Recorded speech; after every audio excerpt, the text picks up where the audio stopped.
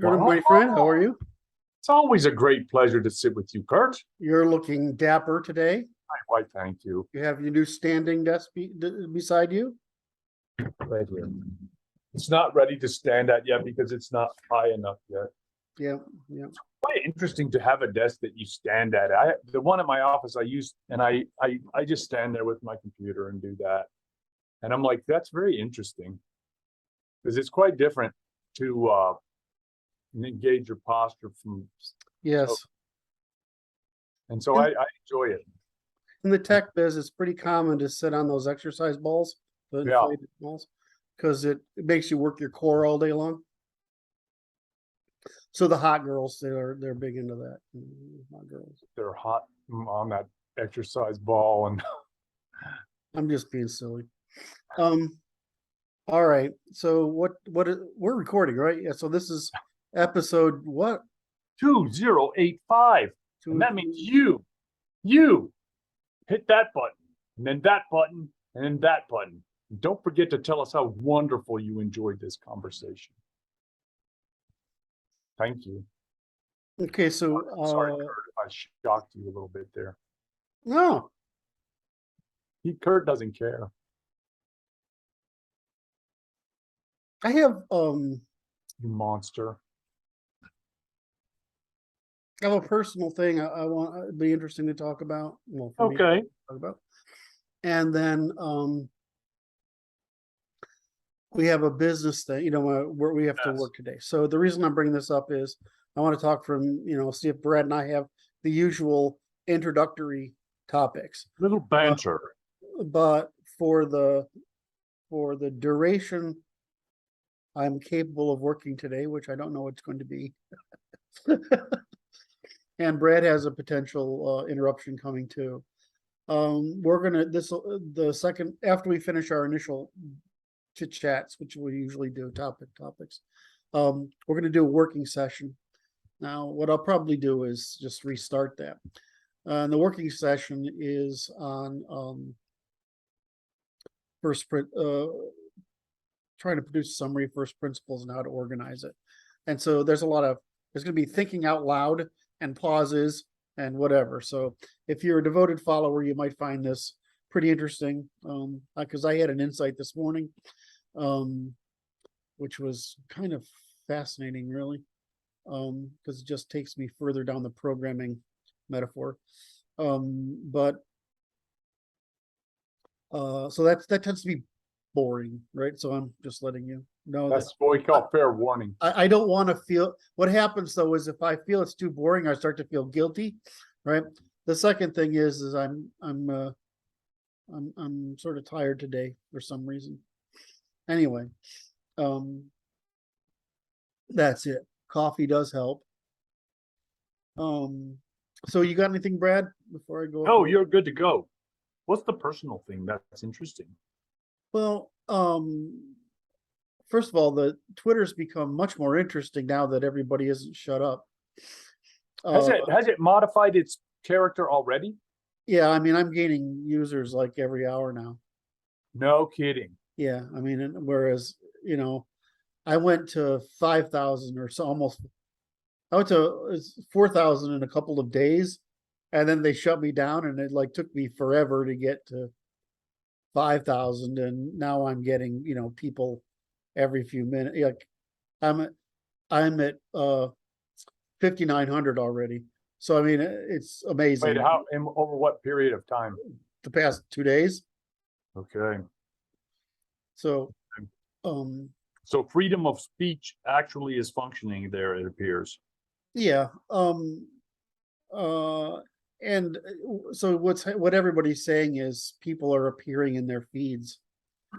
So I'm fine. Well, anyway, so there's the intersection I'm sort of thinking about. In other words, I have something rolling around in my head, and it's that the insight that we talked about yesterday was the degree to which attention is driving the female behavior.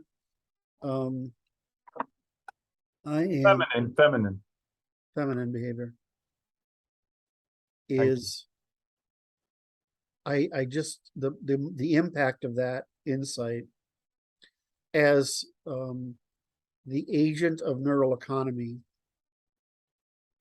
is fascinating because attention and acquisition are very closely related.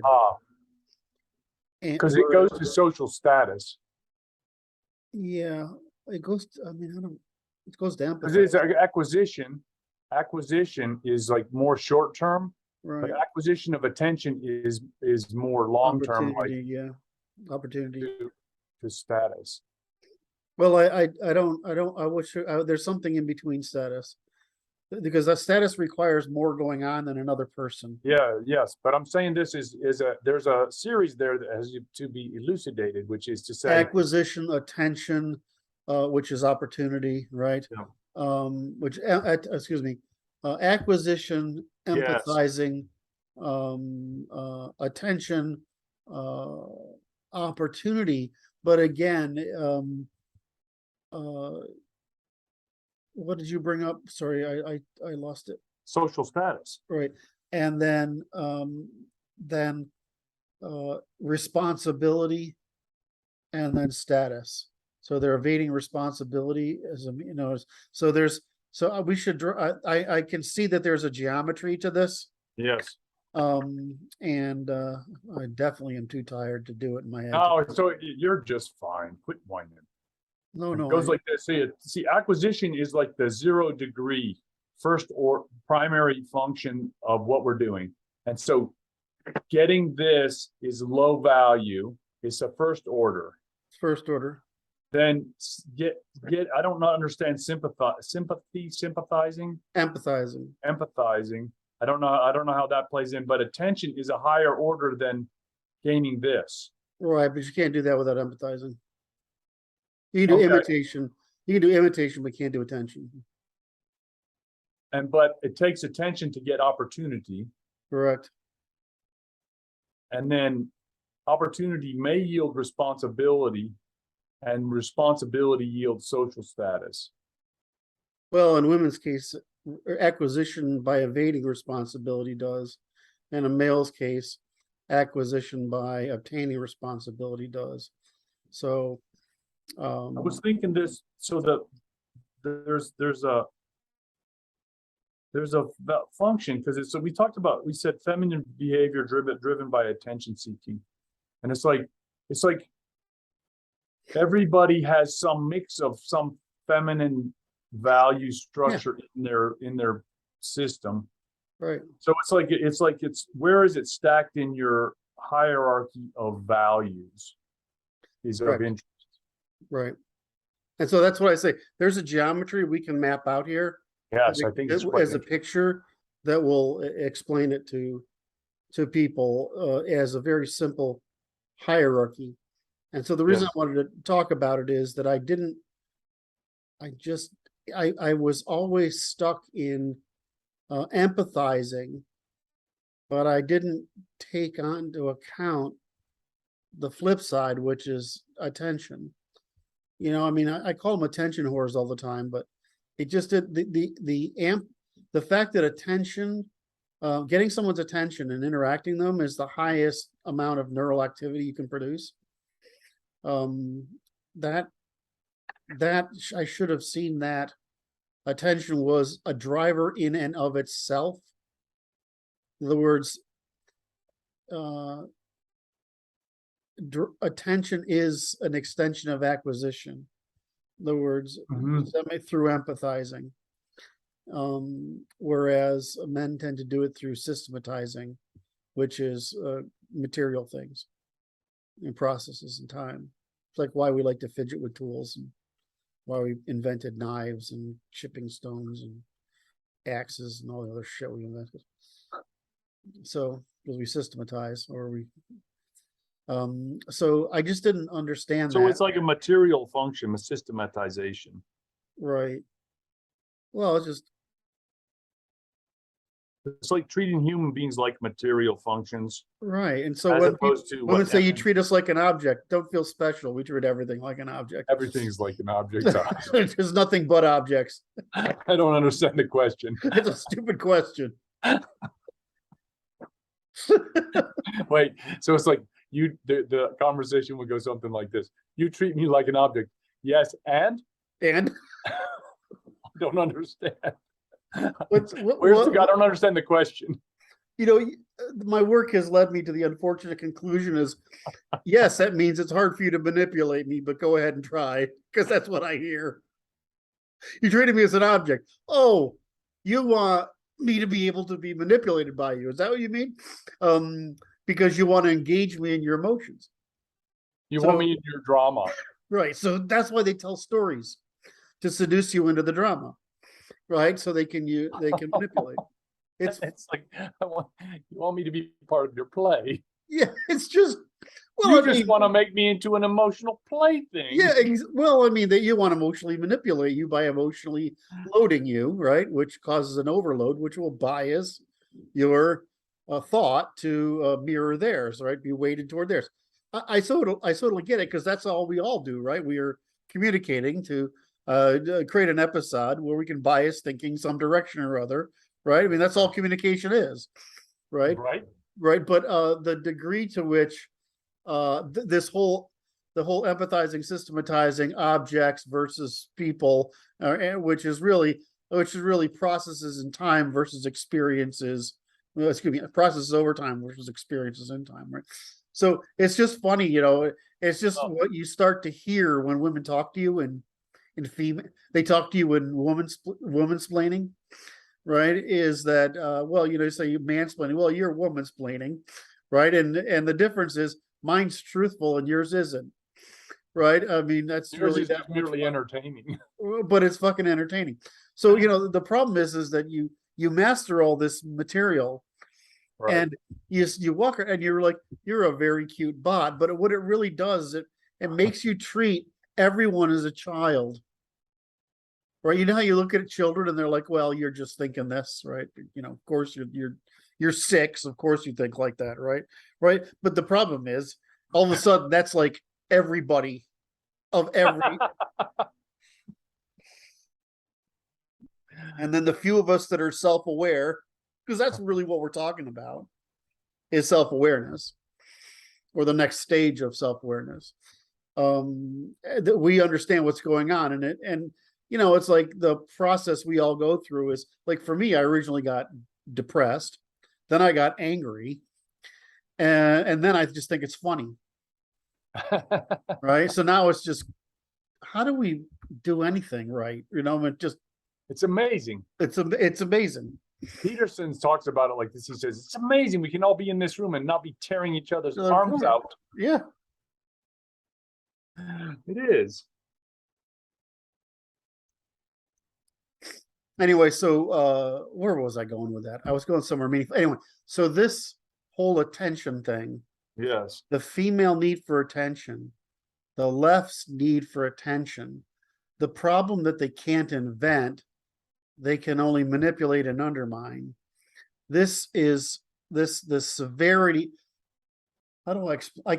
I'm talking about it because I can't quite put it into words.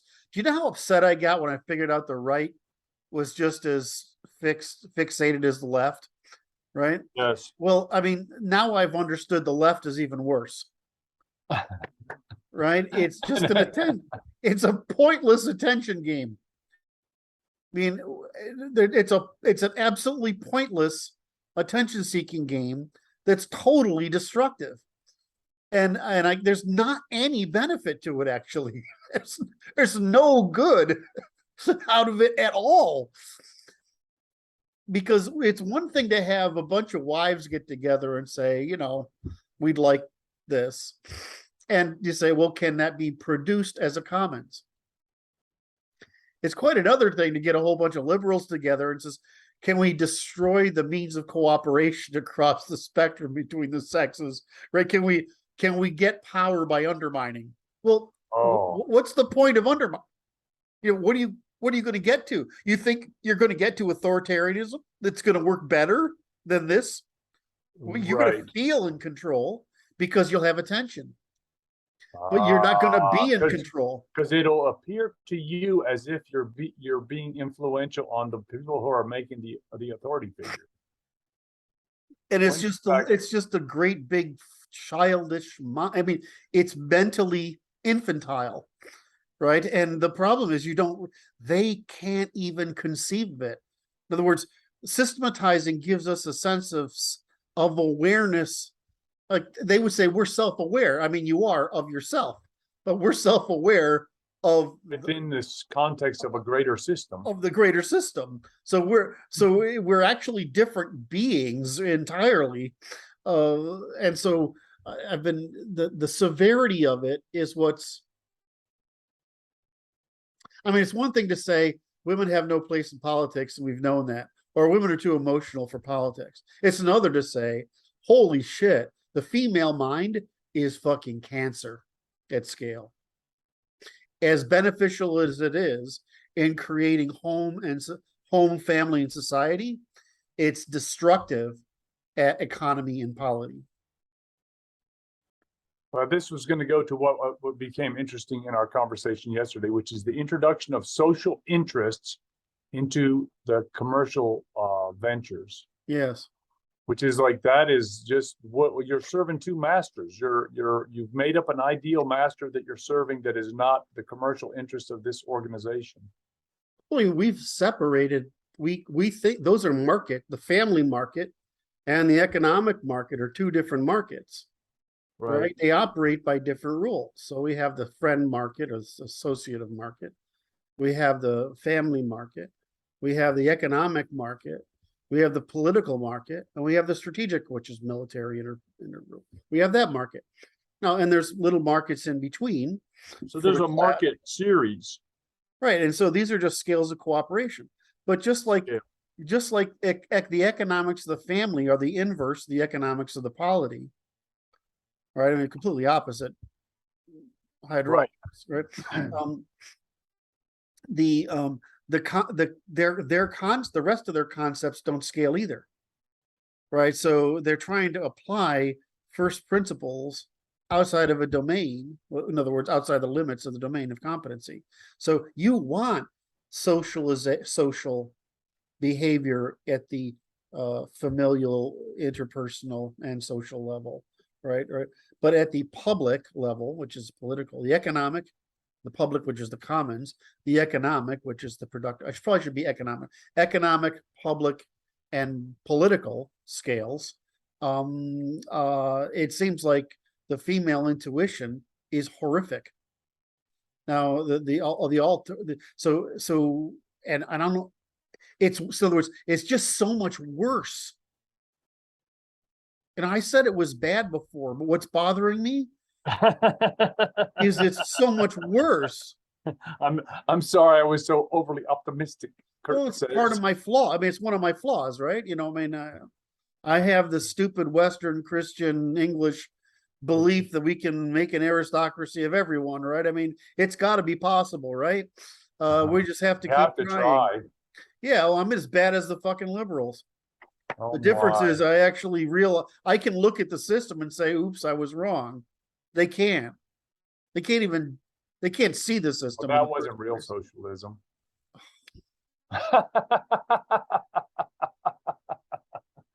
There's some kind of supply and demand curve here that we need to put into this scale. We just did it. It's time. Right? It's time. It's over time. Yeah. So it's short time, long time, except go the other way so that it looks like proper graph. So short time, long time. And then there's material, and then there's social, supply and demand. Yeah. And they kind of cross over like that. They cross over, right. And so, you know, and everybody has a sphere or a domain of competency, like a band of competency inside that frame. Yeah, and why you would think here's the goofy analogy. What's physics? It's, you know, what's subatomic physics? What's physics? What's chemistry? Okay. Right? What's biochemistry? What's life? What are complex organisms? What are ecologies? Right? That's the same thing. The rules are different at each scale, because the computational potential at each scale has different limits. And so, but you're still required on what's beneath it. So we have the same problem here, is that, you're trying to apply, the ethics of the family, which is communist really, to the ethics of the friendship circle, which is socialist isn't the right answer. It's pro-social. In other words, there's insurance going on. Yes. It should be called communitarian. Then there's then you go up to the economic, at which point it's adversarial, right? You're cooperative adversarial, which is not okay in the social and interpersonal and familiar spaces, right? We don't. Right, that's where the social demand, the social supply is exceeded by the demand for other solutions. Right. So then we get up to the public, which again is, well, you have all these families with different classes and different interests and different abilities and different resources, and that's the public has to accommodate them, and then the public we have to accommodate the different publics, plus we have to deal with the externalities that are strategic markets, right? And so we have this huge thing here, but you're talking about an increase in diversity.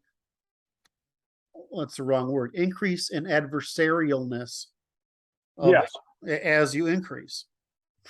Yes, so that's it. So increase adversarial, increase cooperation on this side. I'm using the screen as a graph, and increase adversarial functioning as we progress over a larger spans of time. Right. And what is the whole middle of that thing? The whole middle of that thing is, how do we not kill each other? How do we cooperate? And then how do we compete without going to war? Because that's where this all fails, right? It's war. That's right. That's when their social hits zero in time. We're now no longer in any cooperative, there's no cooperative potential left. Correct. In fact, it doesn't really go to zero. It goes near zero to get to war, because I want to be able to negotiate with you so we can stop. Yeah, I'm glad you brought that up. Yes.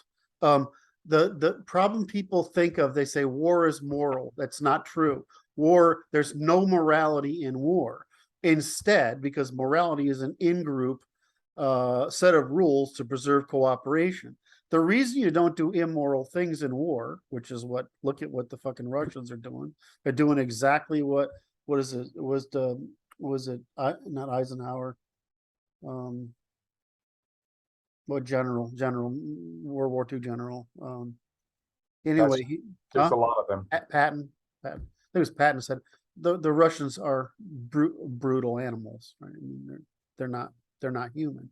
Well, I mean, they're fucking doing it again. I've heard these allegations. Okay, I don't want to. Okay, I know I don't want to hear it either, though. So I'm just saying it's like this. We don't want to make it personal. All right, so I'll take it off the table. My point being that the reason you don't do bad things is because now you can't reconcile. Right, because it's like there's a gentlemanly nature to it, because although we are in a competitive state, we still are in a cooperative function at some lower level. Or at least we don't want to preclude future. We're going to cooperate because we're going to stop doing this. It's that bad. Yeah, it's bad enough. It's bad enough. So you brought that. Thank you for bringing that up, because it allows me to reiterate: morality is an in-group function. If you're saying you're not cooperating, it's not a moral question anymore. Now it's a practical question, because moral is a general rule, regardless that you can't perceive consequences, right? Whereas extra moral, right, this is purely pragmatic. When you're at war, you don't do things not because it's immoral, it's because now you can't reconcile. The minute you start doing what we call war crimes, yes, we're in agreement. You're not going to reconcile. I mean, you're just going to make. No, this is to the death now, and that's right. Okay. And so, so that's the confusion over morality. This is my problem with Christian morality, is that it's universalist. All right, and it's not universal. And it's not universal. the great thing about Christianity is designed to bait people into the anti-hazard of trust. Right? That's what it does. It solves the prisoner's dilemma problem, and it's fucking genius. But that doesn't work if your opposition will never stop war with you. Which is trying to make Genghis Khan feel bad. Right. It just It isn't gonna work. I think I've told this story a million times, but there's the great parable about Genghis Khan is that he planned to just go kill all the Chinese. Jesus Christ. Why not? But that's just an idea. It's a battle plan. God damn. He doesn't even,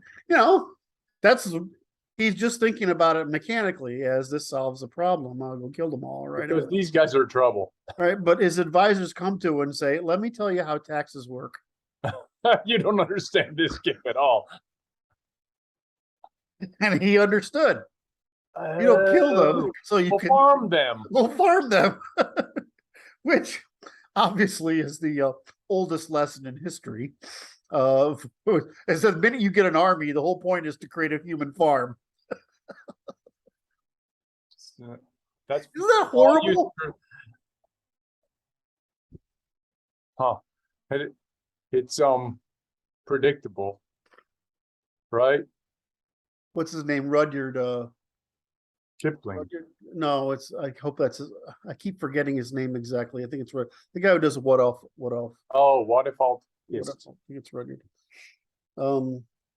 It's one of the R words like that.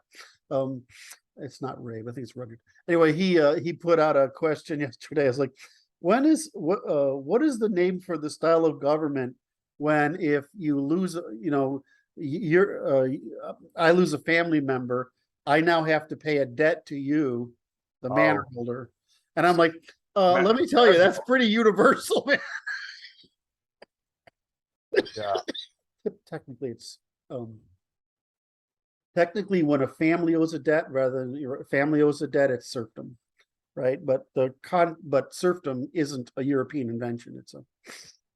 It's just one of the many ways of one of the spectra between freemen here and slaves here, and barbarians we haven't killed or enslaved yet over there, right? I mean, they're outside the scope of our interests. Right? So the thing about a slave is all you're saying is if you're a slave, I have to provide everything, and you do what you're told.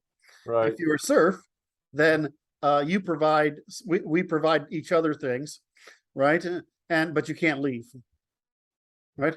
And if you're a freeman, you provide taxes, but I don't have to provide you anything, right? But it's just that. I mean, it's fucking parenting. It sounds in the horrible but truthful sense, it's just parenting children, and that's how they thought about it. No, that's how they thought about it. They didn't think of much difference between domesticating animals, parenting children, and domesticating slaves. It was the same fucking problem. I'm trying to get a reaction out of you with that one. And I know you did not bite that, and I just put it right out there. I even went at it twice to see if I get a reaction out of you. And I nothing. disappoint you, Kurt. What? You love it. You love it. It's just fun. Disappointing. Try to get a reaction out of you. And first, trying to detect any stray, lingering sacred cows. He's hunting them. I was thinking our guys. It's like you look at our team, right, and you can't get shit out of anybody. I mean, it's fucking impossible. It's like you can't. It won't. And anything I do, it comes back at me worse. Right? It's like it doesn't matter. Well, I love our guys. Yeah. All right. So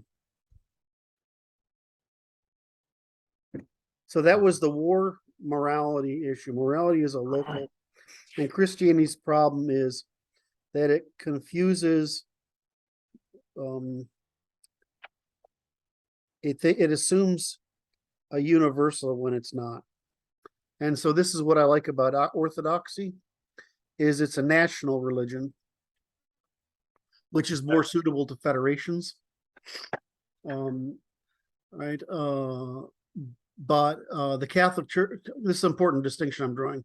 So Orthodoxy is national, so it's allied with the state. So it's assisting in the prayer, in the loyalty to the state, whereas Christianity was trying to compete with the state. Like Catholicism was trying to compete with the state, and Protestantism was an attempt to restore Christianity to the locality, basically to Germans, and so and get it away from Rome. So the problem was that the value the church had in Europe is it basically formed a weak federal government that legitimized rulers and laws, right? And it did the teaching of the peasants. So whereas and so it had more responsibilities than the Orthodox Church. Does that make sense? It had more property, right? So more responsibilities. So there was a competition between maintaining trifunctionalism between the law, the state, and the church. So the Orthodox guys didn't quite hit trifunctionalism. No, they didn't. But what they did is they didn't have federalism. In other words, the church wasn't trying to get in the position where it was a conflict with the state. It was trying to take care of the people in peerage with the state, in support of the state. And so it turns out that that's actually better. That's a better way. In other words, the federalism of the Catholic Church was really useful for us in many ways because it allowed all these different countries to cooperate, despite the fact that there's really multiple sub-civilizations in Europe that roughly reflect racial differences. Right, so ethnic enclaves. Right. Whereas in the Orthodox civilization, because these things were national and because they were nationally oriented, they still have a sense of nationalism that they didn't interfere with the government. So this made it so that just as the problem for the Catholic Church is once Darwin comes along, they have to get the church out because who is they? The people, the government. They want it, like in France, they killed the church, right? And they bought it. It's what they did in France is why we have freedom of religion in America, right? Is that they basically they killed their middle class with the prosecution of the Protestants. Then they killed their aristocracy, and then they killed the church.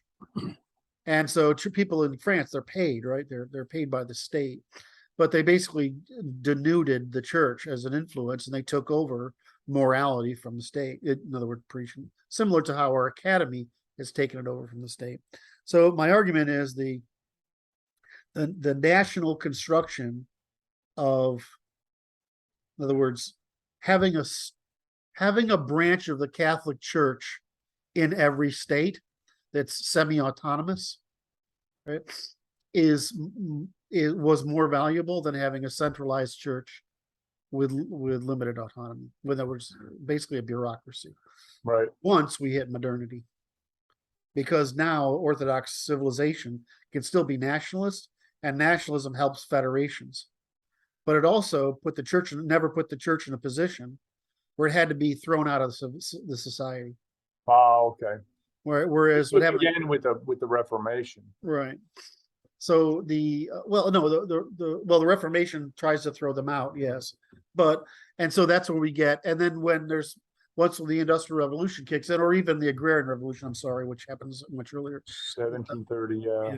So when the Agrarian Revolution their populations are mobile enough, and so with these mobile populations and the shifting of people from farms to cities and factories, you had to have these multiple churches come about. So that's the origin of freedom of religion. Is this? We need these churches because people need stuff that suits them, right? They need their little tribes. And then and then the French go on. They don't say, well, the English tried to make this state-owned church, and it sort of hurt us. And the same thing happened with France. Is happening. It was going to happen with France. France is trying to do the same thing.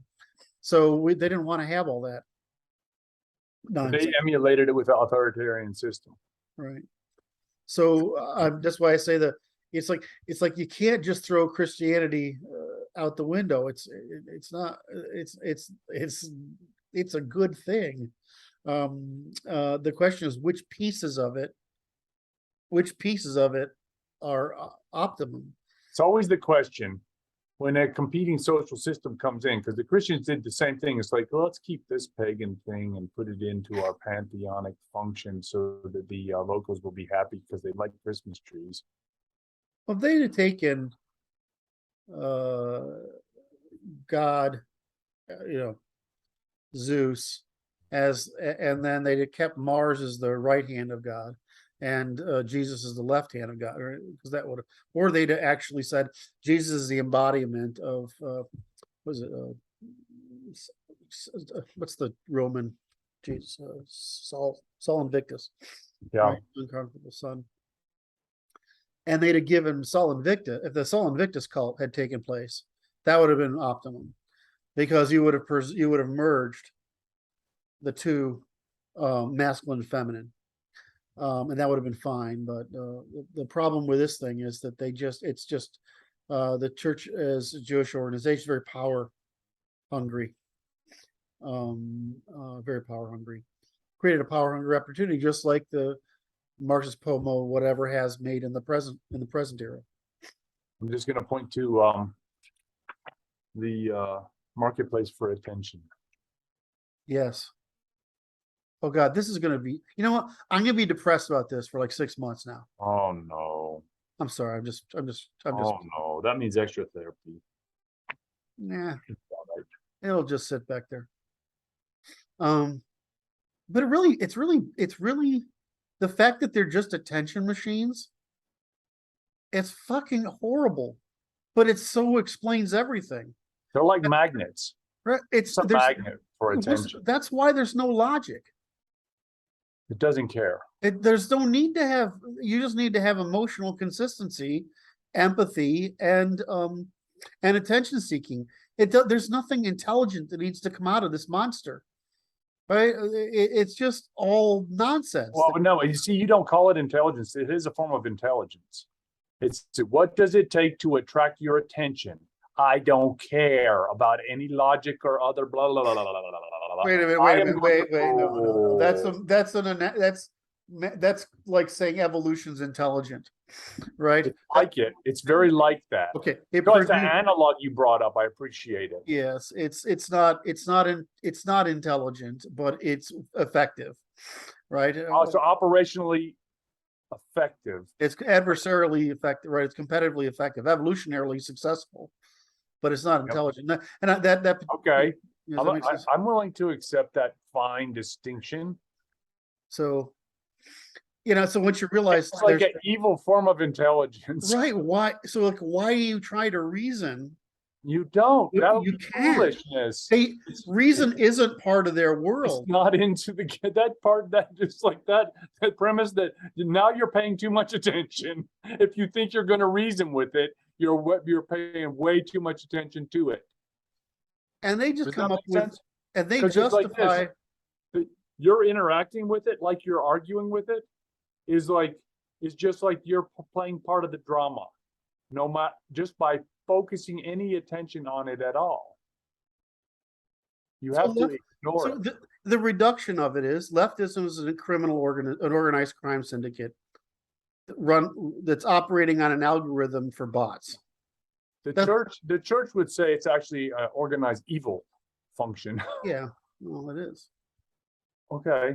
So now here's the problem is, okay, that's what we just said is true. It's horrible. It's true. It's somewhat depressing. It is, however, one, explanatory. Two, it is enabling in the sense that once you realize you can't, then you must be dad, or you must take charge. Right, but there's no other option. There's no other option. And the merciful thing is, yeah, they're fucked because they can't reason. In other words, if the people who the people who are playing the priesthood that are getting attention for doing for advocating these people in their assistance of undermining, all right, but those people who feel ill-served, Dysphoria. Yeah. ill-served, the people they feel ill-served, they're not wrong. Some of them are. I mean, if you look at pictures of Antifa people, you're talking about the dregs of There's society. grades. The ones that are merely immoral are not wrong. The ones that are evil are certainly wrong. Yes. I mean, it's hard to. It's like it. It's not a person with a 75 IQs. In other words, it's not their choice, right? They right. Yeah, but it's like this. They do have a choice as to if they wish to inflict harm on others, despite the cost to themselves at no potential for gain. Right. They're being evil. Right. So, but that's the difference between. We say so. There's. So let's put it this way. There's unconsciously immoral, right? They're just immoral. Those are just immoral. Yeah, there's people who are immoral, and there are people who are evil. Yeah. So I'm talking about the people who are unconsciously immoral. Yeah, they're just they can't help it. They can't. All right, and I'm like, I understand you. You know, I want to make your world better too. We will try to make your world better, but it's not going to happen the way you want. To train you. Yes, it will be okay. Train you, or insure them, but don't let them export the hazard. Right? That's I mean, so then you have the problem who are the people who are dysfunctional and who are mad at the world. I mean, you look at the photo. I mean, pictures tell you a lot, and you look at photos. I mean, Andy, no, what is his name? Andy, no. Yeah. He publishes these photos of mugshots of Antifa people, and these are criminals, right? That's what they are. They're criminals, and they're criminal in mind and body, display, word, and deed. Well, these are the dregs of society. I don't feel bad for them. They need to be put in a camp and have discipline, right? Then there's people who they're just frustrated and mad, and they've been told this story that they're oppressed. They're being encouraged in their immoral behavior. And then there's people who are disappointed and they're angry because they feel like they're being left behind, right? And they feel like they're being left behind just by trying to do things right. Right. So they're asking for the wrong thing, and they're easily led too. So you have this spectrum of people that's easily led. The weird part on the right is we have the same spread, except it's horizontal instead of vertical. We have a bunch of people who want responsibility, but they want to put a system in place that's deleterious to everyone else. Yeah. Right. So you can't have libertarianism. You can't have fundamentalism. You can't have authoritarianism. Sorry, you can't. Right. Because that might work for you, but what you're really saying is you want responsibility because you're willing to be responsible. Okay. So these people are saying here is we're to blame and we're not responsible. We could say we can't be responsible, and we can fix that for you. So we have the same problem on right and left. There's a responsibility function there, like a demand for responsibility. Well, there's a demand for responsibility for the right because they're willing to be responsible. There's an inverse demand on the left. There's an inverse demand on the left. But the problem is that we don't know how many of those people on the left are willing to be responsible in the right in a circumstance where they can be responsible. Right, we're just responsible for what? And then it's like limit the responsibility requirements to enable them to take as much as they are able to cope with. Right. And then it's like there's a girl, a woman who has very severe ADD, and was very similar to me, very bright as young, but when she got older, she wasn't successful. And I'm like, is that her fault? Because she can't handle the responsibility outside of the structure of the education system. Right. Because it's being fed to you. Right. So when I have the same problem is like, there are people like you and me, put us in a market and it won't matter. We'll make it work. We'll make it work. All right. there are people like, I can tell me what you need from me and I'll make it work. There are people down there that says, I can do this scope of things, right? And there are people down here that That are says, utterly incompetent. well, they actually want to do good. This is why I like, this is why I say Jesus is really good for Black people, right? Because if That's you, right. We want ones that are fairly incompetent that want to do good and show them what to do good. right, and then help them do good, right? Yeah. Right. The problem is you get these people down here who say they're being oppressed. They're not. They're just not able. It's like this. The world sucks. It's a hard place, and I don't like it's gravity not a either. person, right? I wish I could fly. I can't. That was my high school version of my high school version of answering most of those questions. Yeah, I don't like it either. I wish I could fly. I can't. You know, I'm gonna flap my. Did you get over it? Huh? Did you get over it? Yeah, not really. Still wish I could fly. Still wish you could fly, but you don't let it emotionally impair you, do you? No. Well, that's the point. That's what adulting is. It's like, you know, the other one I use is I had a basketball hoop the whole time I've grown up. I'm 5'7" on a good day when I'm not hunched over and relaxed. Right. Right. All right. And I wear flat shoes all the time because it's good for my feet. So I'm 5'7", right? At best. Right.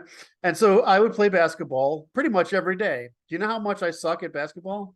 I really suck at basketball.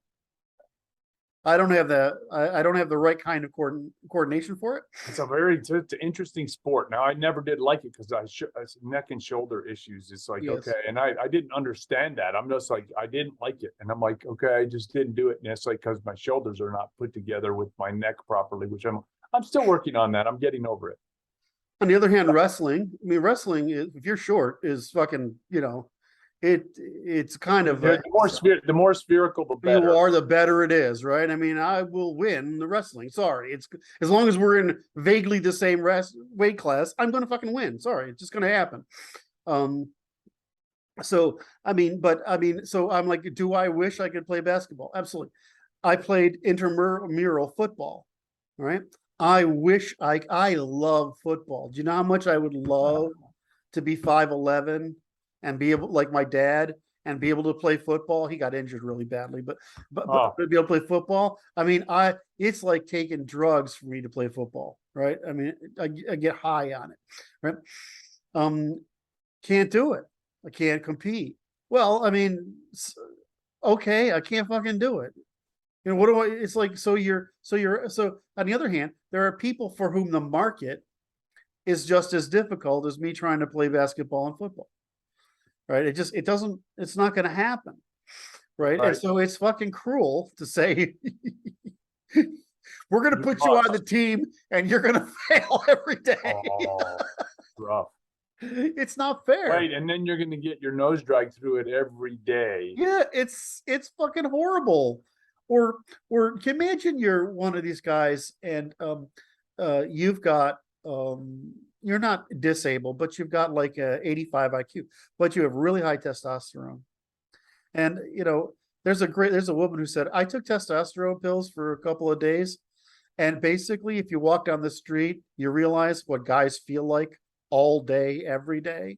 Now imagine you're a black guy who's matured early and your T is going crazy.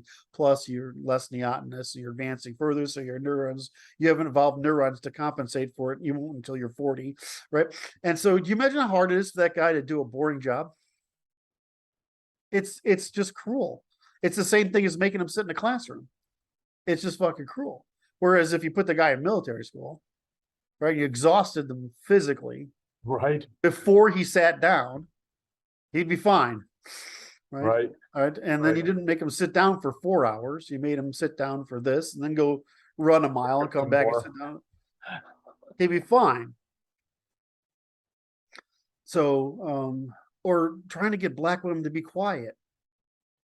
I mean, that's just like, why?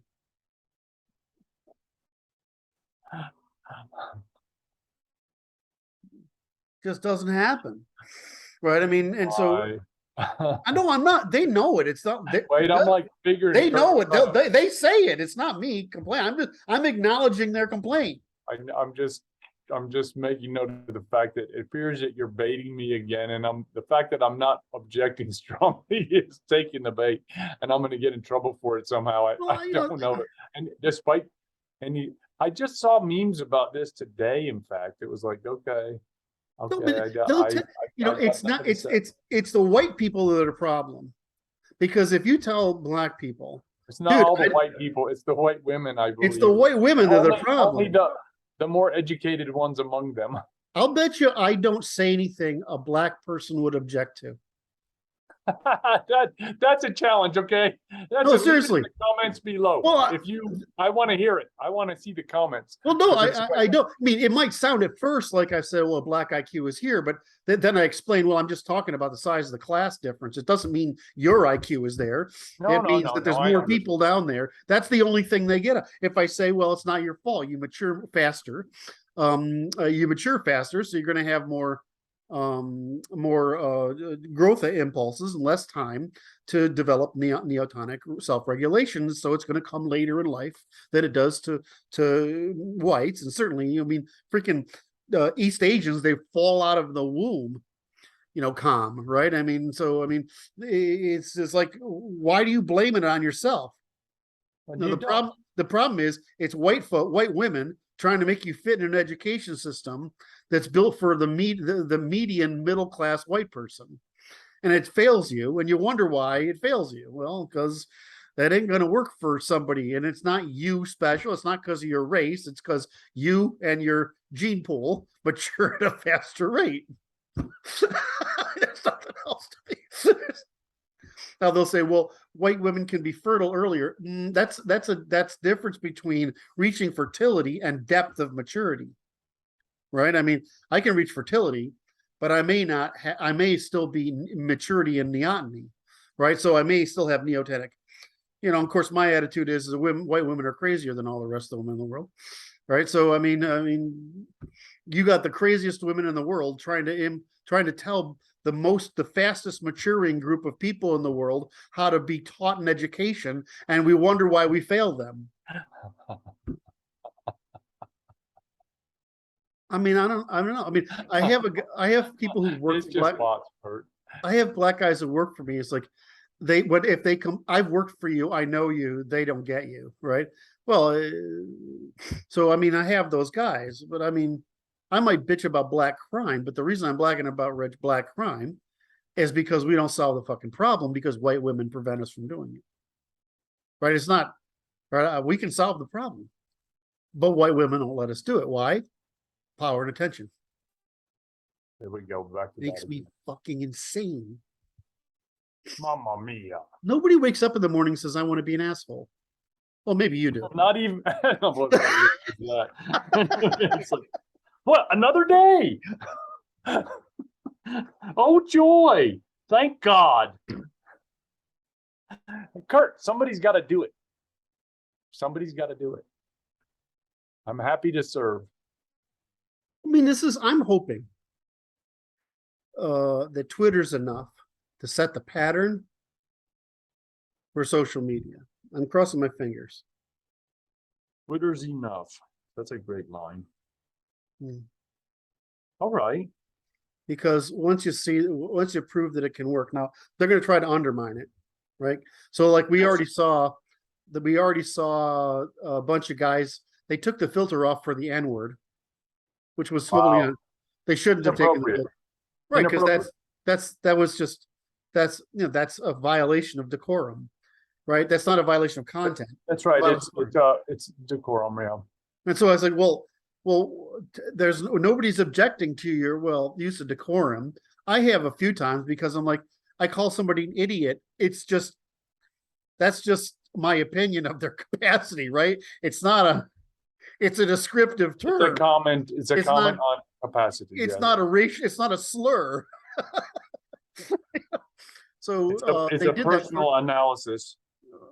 Well, I mean, it's also it's not that I'm attributing, because the problem with slurs is you're attributing the properties of a class to an individual. Yes, You can judge, you can judge a class by the property of its individuals, an aggregate, but you yes. can't judge individuals by the properties of the class. Now, That was very good mathematics, Kurt. it's just pretty simple math. All right, did I get my point across there? I thought so. Okay, and okay, so we covered. Okay, so could I ask you why this but Brad and I sometimes we have 2 minutes before we start the recording, and sometimes we just start immediately. Today we Right. had a couple of minutes because I wasn't sure I was on the ball. So where are we at here? It's like just So, situational awareness is important. but you mentioned something about you see the Twitter thing as noise, and I see it as Oh no, it's just like it's operating at a slow wavelength. I'm not participating in Twitter, okay? I don't do it. I want to. What do you mean? You mean It, okay? So it's not. I'm watching it. I see. I have no feedback on the effects of what's occurring. So it's like, the first news that was brought to me was brought by you today, that there's an immediate effect that Mr. Musk has taken over Twitter, and you have noticed a significant deviation in functionality of Twitter. However, being insulated from Twitter because I don't participate and never have participated, I'm like this.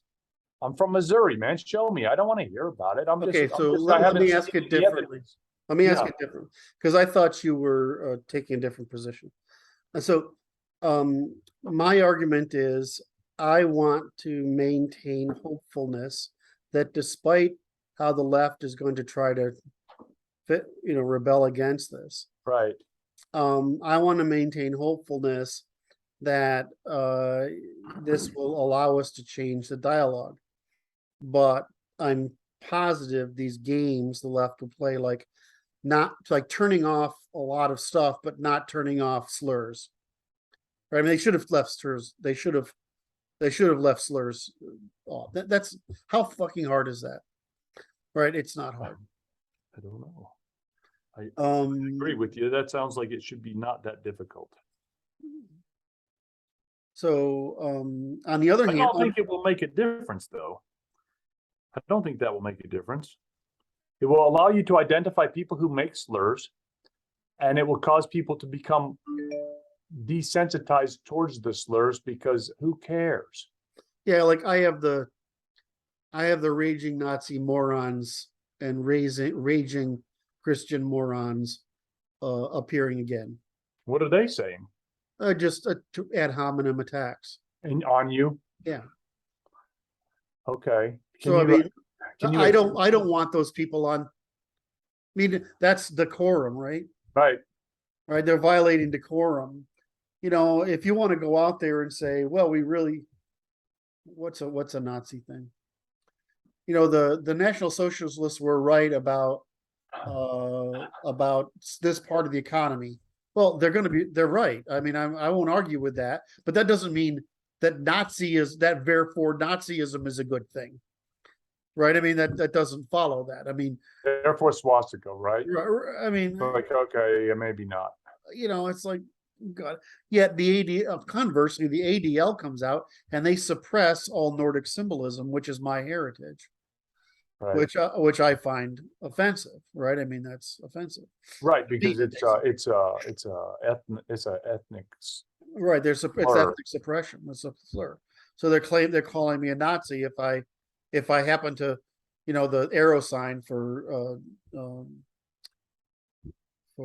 God, so to speak, to his Pytar, or Odin, whatever.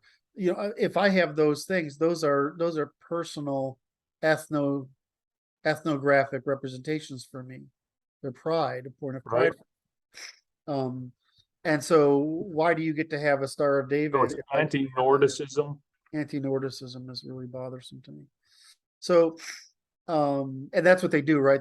They just start with the Nazi thing and they use anti-Nordicism, but the Nordicism existed before the Nazis did. So, this is a problem. It's the same thing with the churches that I'm like, it sounds to me like I advocate for Christianity, but of course I don't advocate for fundamentalism or church unity. Right. And so I get those people too. And then, I get, obviously you're going to get there. I'm going to get the people who don't know what, I can't write compositions in tweets, right? So they come in the middle of a thread and they think I'm saying the opposite of what I'm saying or that I'm making a contrast. So the issue is that, can this one platform, because it's really Twitter, Facebook, and Google, right? And YouTube, right? Twitter, Facebook, YouTube. That's the news, news, uh, social, and media. Right. And theoretically, Google, the search engine, is the rest, but that doesn't Right. seem too much of a problem. So you have the yellow pages, Google, you have news, yeah, and then you have Amazon for shopping. So that's basically the economy, right? That's the new age economy, right? Right. Right. And Yeah, so I'm just like, well, if you change news, Facebook is failing, will that happen? I'm like, I don't know. I see it really hard for Musk to win against, the organized opposition. He's just as fucking stubborn as I am, so I just have a hard time seeing him giving it up. What I know he's going to do. Right. So what he has to do is he has to create revenue streams by adding functionality so he can get out of the advertising business, because the advertising business is susceptible. It causes them to be susceptible. Yeah, to corporate influence. To influences. But if Twitter is successful, which is Musk is showing, it shows that if Kanye's message gets more successful, which I think it will end up with, I think, the confidence in companies to push back on the woke message. Boy, I'm being optimistic, right? The That's why I'm adaptation asking you. The adaptation of the woke thing by the corporations was kind of shocking to me, and maybe they think that that's the parties, that's where the party is, and that they want to be part of the party. It's defensive, So they'll abandon it as soon as it looks weak, right? and I think that's coming. So we have to flip diversity, equity, inclusion into what it is, which is undermining. So I don't know. I think I'm like most people that said, the problem we have is the left has all these wealthy donors, but the right doesn't do that. We don't play those games, and it's a problem for us. I mean, it's a problem for me and John. I mean, I didn't take any money, but John did, and the reason he couldn't persist is because despite having 2 million followers, we couldn't generate enough revenue because people don't give money. Conservatives don't give money. They want to be served. Whereas liberals give money in order to participate. So there's an error there. It's like this. They want to be served, but don't want to pay for the service. Yeah. Well, I mean, and it's part of the low trust. In other words, the trust skepticism of conservatives, the show me. It's part of that. So, any event. So what am I trying to get at here? So I see a way forward out of this. I just feel like I make the same mistake all the time, which is I underestimate the stupidity of the common man, so to speak. And so I suspect I'll be wrong in this case too, but at least I see a path out of it. Well, I think you explore the path until it comes to its end. Yeah. You kind of got to commit to it a little bit and see what happens. And if you're getting good traction, it's pretty impressive.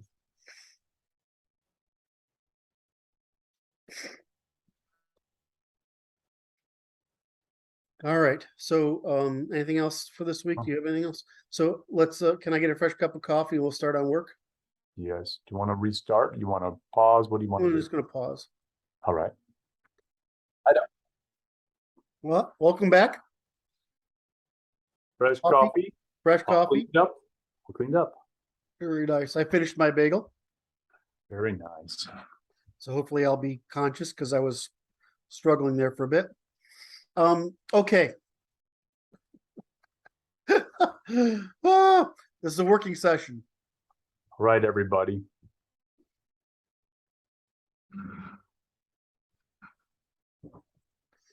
Periodic table of the grammars.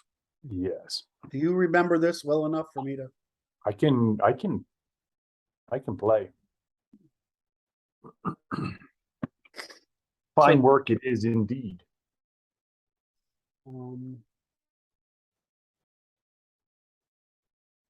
I have a page here.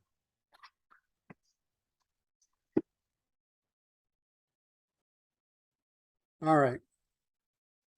1 minute here. See if I have it available, I'm going to use it. Front matter, computation, first. Oh, maybe it's there.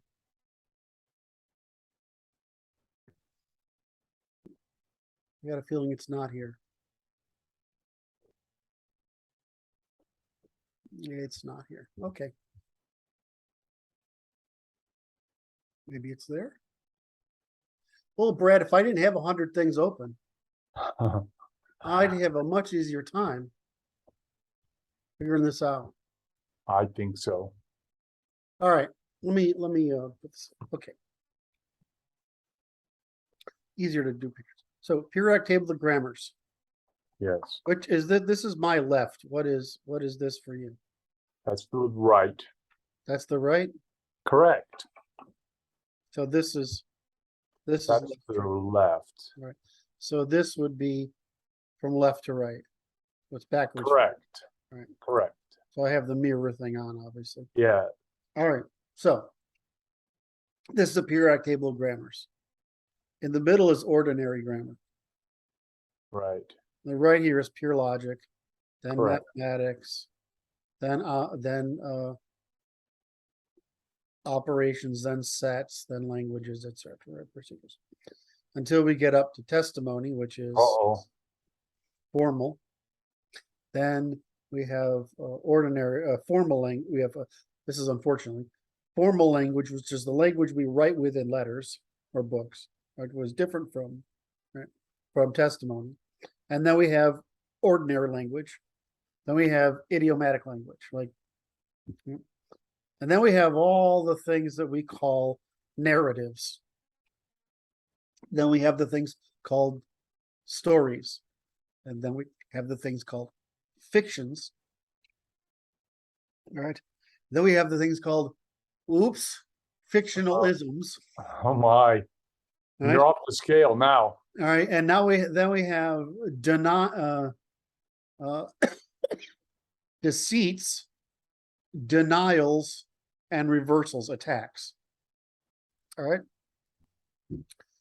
So if you have that spectrum in mind, right, and it goes from logical, then across the top, in each section, it's got when this evolved. Very nice. Right. So it's an evolutionary history of the grammars of truth and deceit. Right. And then going down in this way is what takes part in a grammar, like a noun, a verb, an agreement, a phrase, a sentence, right? And so you have the transactional structure going down. And in each of these places that we use different words for the same fucking thing, right? We call it an operator in math, not a verb. Right. But it's the same thing. We call it an equal sign, not an agreement. Correct. Right. But this process goes all the way across. Of course, when you get out to lying, then it's all bets off the table. No, it's the same thing. It's just all lies, right? I mean, you're saying there's agreement, but there's not. You're saying it's the same, it's not. You're saying there's consistent correspondence, but it's not. But they're all lies, right? I mean, so they're all falses. This is really interesting because it explains that all language is the same fucking thing: continuous recursive disambiguation, right? Given a given paradigm, vocabulary, and resulting logic. And there's another paradigm being the rules, first principles, right? The paradigm is the name, the first principles, the logic and vocabulary, right? So we have that. That's a grammar. It is basic set of logic for a particular paradigm. Except the universal paradigm is continuous recursive disambiguation, of disorder into order, or ambiguity into disambiguity, which we call an identity sufficiently to test for equality, right? That's right. I love that I can rattle it off and you shake your head because you actually know what it means. And it's just so fucking rewarding. I can't every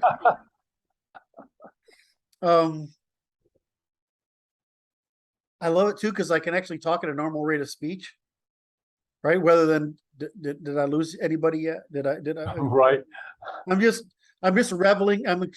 Excuse you, the audience. I apologize, but I'm reveling in the moment right now because these moments where I'm actually understood, where this hard work has gone into fruitfulness, right? It's just I have to remember the taste, right? Because it's so rare. Anyway, so we understand the grammars, right? And we understand that we've positioned these grammars. But underneath each of those grammars, in other words, every column, yes, is what we call a paradigm, a vocabulary, right? A paradigm, a set of first principles, a vocabulary in terms of agreement. Right? Nouns, verbs, agreement. Tests, agreements, right? right. So greater than, less than, equals, right? I agree, I don't agree, I sort of agree, I don't, right? Contingent, contingent, or non-contingent, or those are all forms of variations on agreement, conditional agreement. So that's what we have. Now, the interesting part is that we actually know those first principles of every scale, don't we? Yes. Well, for the audience, the scale being the order of complexity of the grammars. As the grammars from here to here, we know the vocabulary and first principles of every one of those. Now, the thing is that of these things, we're most interested in the ones that are existential, the sciences, right? Well, so, materially interested. Material interested. Now, I want to point out where this. I might get overloaded here. I'm trying to do. Sorry, Kurt. So, because I just thought of this either this morning, and so I'm like, okay, I got to run it by Brad and see if we can do this. Because if it makes sense with Brad, it'll make sense, right? And is your zipper undone? Is that what you're trying to do? It's a variation on if Mikey will eat it, anybody, it's good. Sorry. That was such a visual. Do they still have that commercial? Or was that like a generational thing? I mean, that generational. That was like a thing for a long time. Let Mikey try it. He'll eat anything. Sorry. Okay. Brad's gonna try it. Brad will try it. Okay. So universal grammar continues. Right. The grammars, which is scales, paradigms, context, right?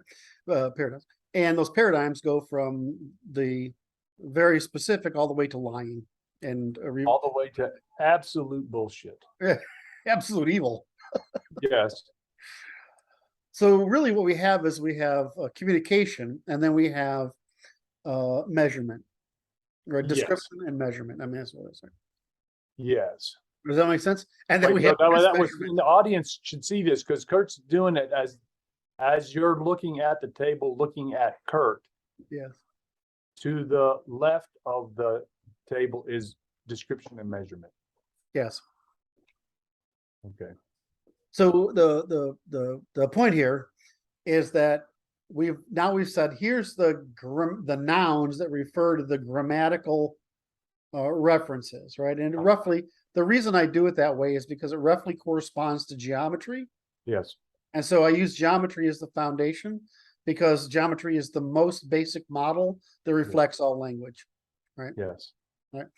Whereas math sort of breaks down, geometry doesn't. And so I go through all the sciences with this basic vocabulary. Now, the thing is that now we get to first principles. Yeah. Because we have the paradigm, which is the scale, right? Which we call chemistry or whatever, right? Accounting is a good example, right? Yeah. Accounting is a system of measurement. Right. It's pre-Bayesian, right?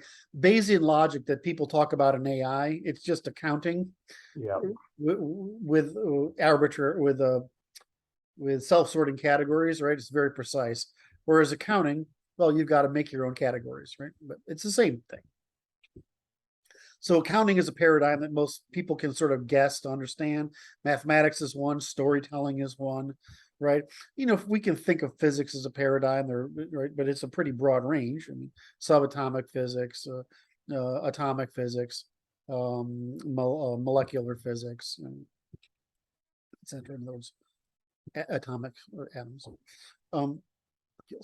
And then we get into chemistry, which is how do these things converge by charges, and how do we change their state? In other words, one's descriptive and one's action oriented.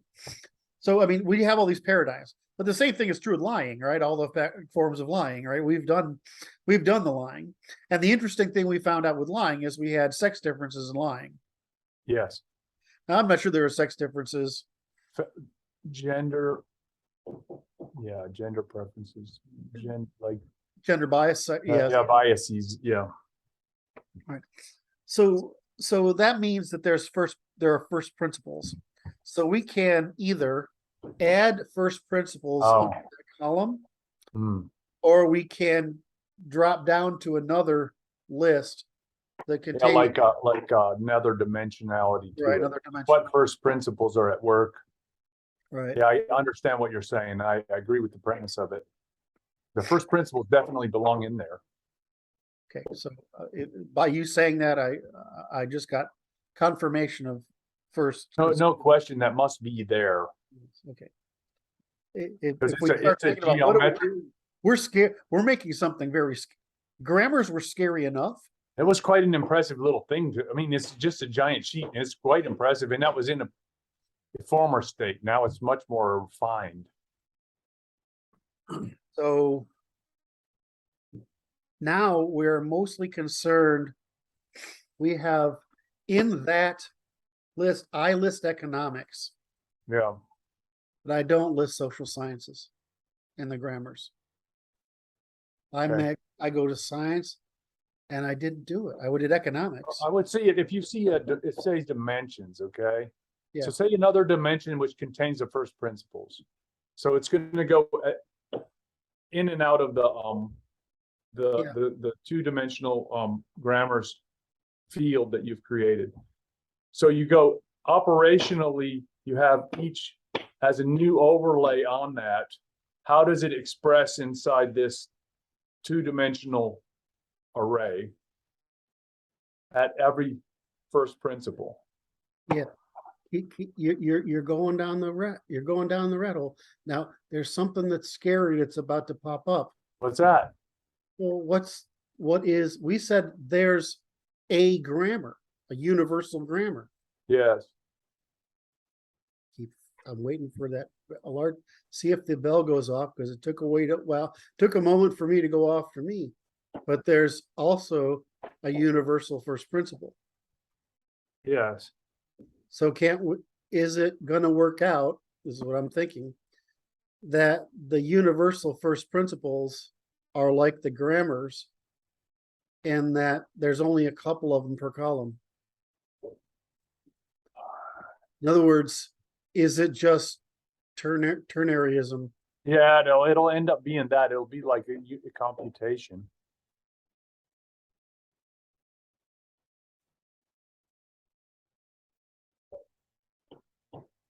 I think if we have all the physical, I've already got the formal science scales, right? Grammars. I've got the physical science scale grammars. Why don't we have behavioral science scale? Yeah, they belong in there. Like it should be like just further in there. That'll work. Right. Before you get to the geometries in the math and the. Yeah. So why? That makes sense. I would do the geometry. I got it backwards. I would do the geometries first, right? Yes. The formal logic, the physical logic, the behavioral logic, and the evolutionary logic. The problem I Yeah. don't know, where does that one go? Because I think that one goes all the way to the end, but I'm not positive. I'm not positive. So what I'm saying is there are only 4 sciences plus the science. And what we've said is, well, that's true. Therefore, truthful sciences. But how many sciences of lying are there? I have no idea. Oh, Kurt. Oh my God. What did you just do? Oh, so now we have to talk about all the lies. Right. And so now we've, And they're going to go way off spectrum over there. but it's the same thing. Yeah. Right. I mean, the question is, how many first principles are they? I don't think it's a list under each one.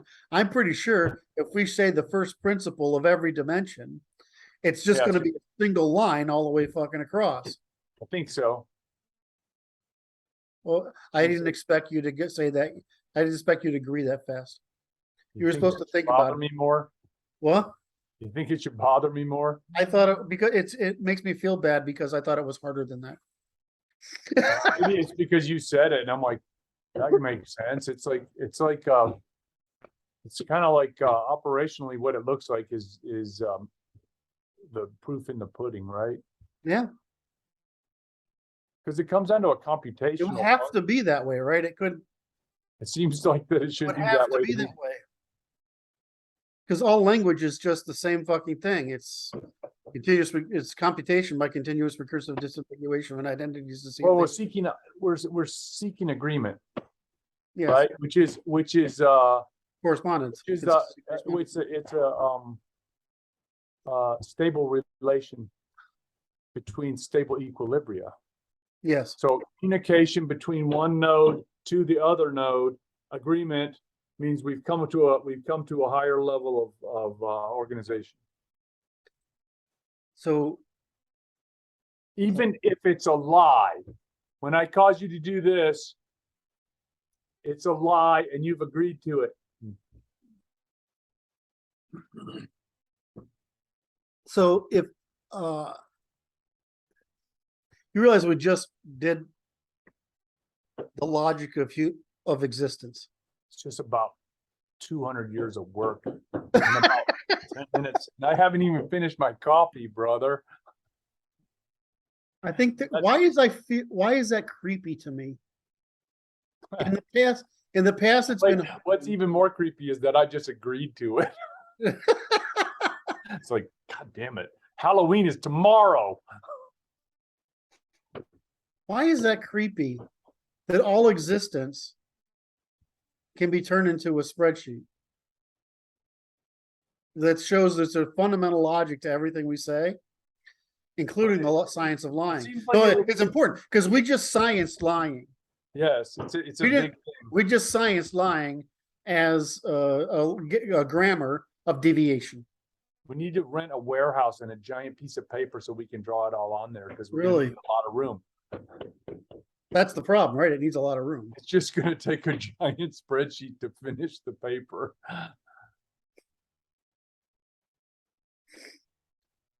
Because we've struggled. We knew we could unify this, right? So we keep struggling of how do you make all this fit together? Well, I always considered the grammar as a separate thing, Right. right? That was just a stage. Right. It was a cognitive stage of development, which is you didn't see the pieces fit. So we have the periodic table of everything humans can think. The periodic table of human expression, potential expression, right? Tell me that isn't disturbing. I find it's disturbing, but it just makes me laugh because it's ridiculous, right? Because it's a finite sheet, right? It's a finite sheet, even if it's big. Yeah, though language might be infinite in permutation, but it's not infinite in first principles of construction. Because there's only so many ways of lying, right? I mean, you can combine them, like the story. Right. Like you made me cover this yesterday, which is the story can go infinitely, right? I mean, That's right. I think if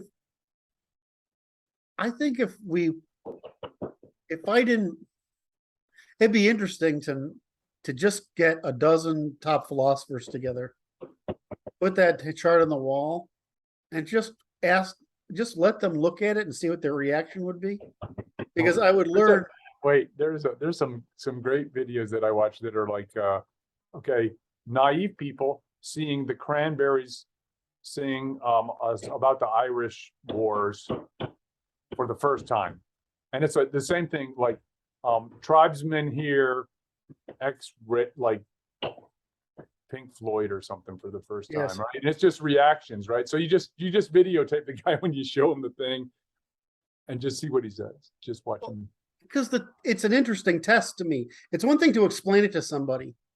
It's another to see their path And how they process it. or what could I learn by just watching that path? In other words, what additional ways I'm sure there's information there to be had. Sorry, yeah. It Is seems how the cognitive self absorbs the information, because it's going to want to reject it real bad, because it's like the premise is just stupid. It's like, it makes me laugh because it's ridiculously audacious to say you can make that expression on one piece of paper, even if it's big. well, right? yeah, I mean, but it's like evidence we're bots. I mean, it is the evidence. That's the programming language. That's it. And we're bots.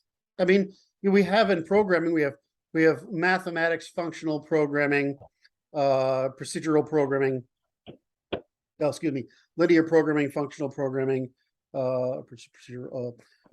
we have object-oriented programming, we have simulation programming, we have what we call Bayesian programming today, right? We go up the scale, and eventually we'll have, episode. What we do with pictures and words today, we'll do with episodes, right? Because that's what we have to get to. We have to get We're to an heading toward episodes. Yeah. right? We need episodes. The problem with like GPT-3 and these other things is they can't construct an episode yet. They can only identify a pattern. So it's dumb until it can construct an episode. It's then not good enough to be a rodent. It's not. It's nothing. It's just statistics. So, but it just confirms. Jesus Christ! It just confirms we're bots. Now, how does that make? How does it? I mean, wait. This is Kurt. He's analyzing me. It's like, Brad, how does that make you feel? well, yeah, but I'm trying to see how other people feel about it, because, and we're pretty similar, but we're different, and so I'm looking at it, and how do I feel? I'm like, how are other people going to feel about this? Because for me, I'm like, reject it. They're going to reject it. It's like, you're going to reject it. The native response is going to be hydrophobic. It's like, that can't be. You can't have that. And I'm going to seek a way to deny the reality of what it is that's there. I will have to concoct some arguments, because I don't want to have to even think about it. It's too much to swallow. The premise of it is ridiculous. So I have to reject it, because how dare you, Mr. Doolittle. So that's what the mind is going to seek to attach a negative to something on that chart. That's what I think is going to be the natural response, because they won't accept it, and without some kind of, there has to be a struggle, right?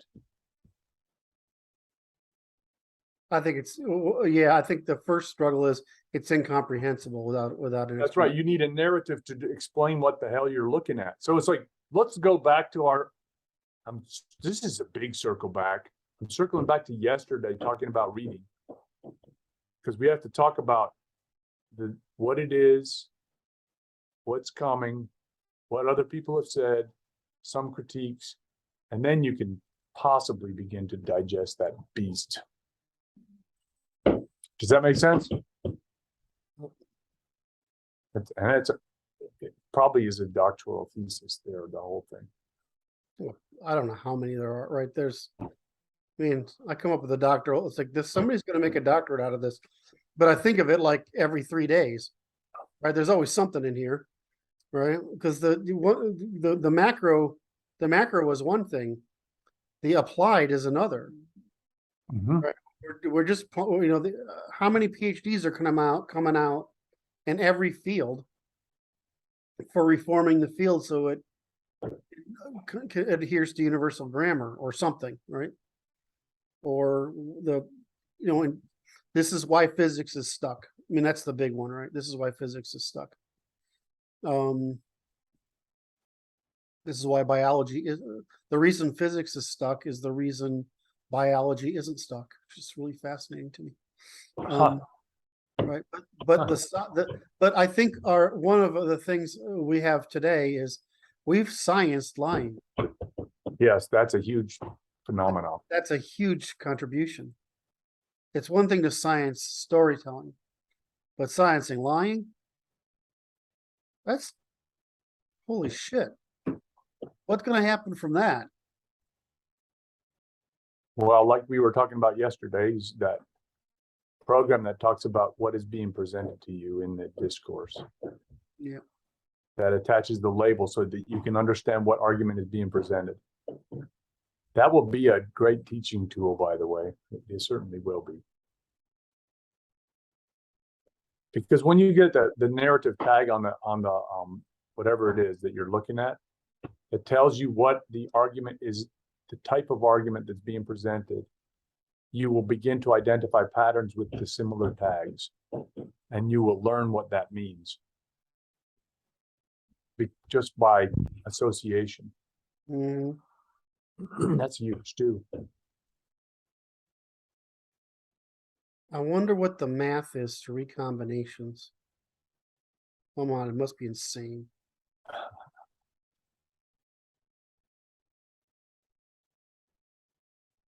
We'll talk about that later. I got a mathematician in the family. He got a job. One of my mathematician did. Isn't that nice? Yes. But he won't be assuming duties immediately. We can probably get him to do a math problem. It's like a pony doing that trick, right? This is way bigger than a problem. I wouldn't know. I'm not qualified to even answer that question. Well, I mean, you're the one who talks. You're the one who talks about proteins. Proteins are ridiculous. Yes, we're right. I mean, what are we talking about? This is more floppy than proteins and bigger. Yeah, it's got a lot of potential. What's the math on that? I mean, we might never be able to know. I mean, it might be too large to compute. It probably is. It probably is too hard to. I mean, there's probably we can see AIs are getting predictive about folds. So once we have some predicting, we'll be able to identify a pattern by what folds are predictive. Right. At that point, we might be able to get categories. Yes. Right. So if we had categories, we can do math on categories. But then breaking it down and figuring out why inside each of those categories, what a fucking nightmare. I mean, I admire guys who do that shit. What? Say you're looking at a protein, okay? Mm-hmm. There's just this long spaghetti strand of stuff that wants to fold up, and it's like, okay, it will fold up in some fashion, and it might have enzymes that help it fold. Yes. And so the presence or absence of certain enzymes will change the folding patterns. I mean, good Lord. So this is how it will work with these expressions. Right. It's going to be X plus Y plus whatever. And it's way too complex of math. And it's, here's a great example. Here's a great example for the audience, right? So if you actually take the algorithm for quantum mechanics, right? Any quantum calculation, they actually show these as symbols, but you break them out, it's a whole bunch of wave calculations, right? It's these long sets of them, right? Now, those are regular. What do you do with fucking proteins when they're not regular? You know what I mean? There's a difference between coincidence of frequencies, right? Yeah. Summing frequencies, amplitudes, and summing operations, recombinant operations, because we're going to be summing frequencies is basically one operation, right? I mean, it's different directions and all, but it's still right. There, I'm happy to say that as an ASPE, My weakness is working memory, and I'm really happy that there are other guys and mathematicians that don't have this weakness that can work on that problem instead of me. That's right. I like that. Like, But anyway, so dude, that's a good I went through it and I'm like, that looks like it's going to work, right? I mean, that looks like it's going to work to me. right? I mean, and the presence of a first principle is evidence of a need for a column, Yes. right? Right? Yes, it's like, yeah, because a new first principle generates the potential for the next first principle. Right, because it generates a new combination, scale of recombination. That's right. But it's all within that true fragment over here. And it's like, okay, all those true columns, and then the descriptive columns, then the normal speech columns, then we get into the fictional columns, which is like infinite potential fake first. And that's the beauty and elegance, right? There aren't finite potentials of truthful combinations, but there are infinite true. This is why lying is cheap, right? And overloading with lying is easy because we're so easily overloaded, right? And then we want to be add to it. We want to be overloaded. We want to believe. Oh my, that's got to be the worst. Oh my! I'm just going to hang myself right now. Don't do it. Oh You've God! got work to do, sir. Oh. All right. So that's our final form, right? That's it. That's our final. We did it. We unified. We unified even the grammars into we unified the sciences. That's pretty wild. And we just said, so we said defined. And the lies too. I mean, the lies on top of it is just like, okay, that's crazy. That's crazy. I don't know what it looks like exactly, because there's the feminine, the masculine preference of lies, right? Well, yeah, that's an interesting thing. How do we, well, I don't know. It's just, There could be the organizational principles at work here, right? Because it's like the feminine are organized differently than the masculine. They're similar. So it's like maybe there's a set of columns or rows, masculine, feminine, and then they masculine, feminine.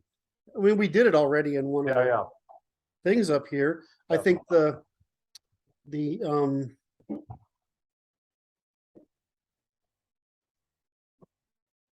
I mean, it would be logical that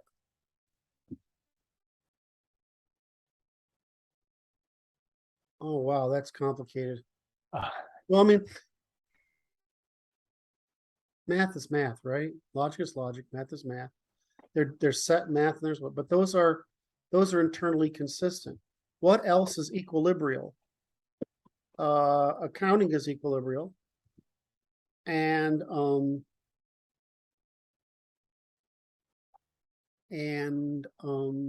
economics is equilibrial. I mean, everything's equilibrial. Physics is equilibrial, chemistry, everything's equilibrial. Yeah. So why is it? Is that we don't feel the need to expose positive and negative charges in other disciplines because we already account for them,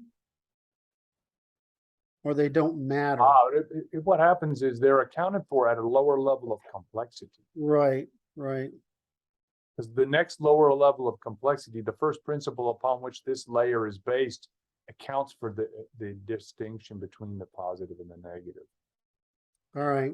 So what does that mean for us representing it in this two-dimensional chart? We just say, well, in this case, maybe yes, it means that is a more the masculine feminine preferences for lying are way over there. Yes. On the extreme part, as like logic behind the lies that lie this way. Okay. Because it's like the logic of the lie. Does that make sense? It's like broken down. Oh my God, you're brilliant. I love you. So we have, no, this is genius, really. Over on one side, we have the first logic, right? The logic Way over here, But over here, we have the first principles of law. which is masculine and feminine. Right. And we start with cognition, masculine, feminine. We go through the line. And what happens as we move to the other side of the diagram is we're suppressing lying. So we go from lying to suppressing lying. Right? That's what we're doing with measurement. So we start out with lying. That's fucking horrible. Okay, I'm gonna have That was even worse. That was even worse. You made it worse, Brad.